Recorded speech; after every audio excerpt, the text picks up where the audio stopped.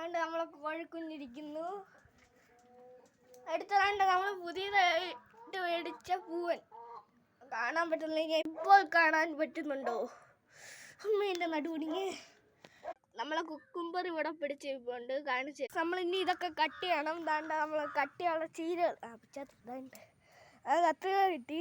ദാണ്ട പയറ് എല്ലാ ചീരയും എല്ലാം ഉണ്ട്. ഇന്ന് നമ്മൾ മീനൊക്കെ ഒന്ന് മാറ്റി.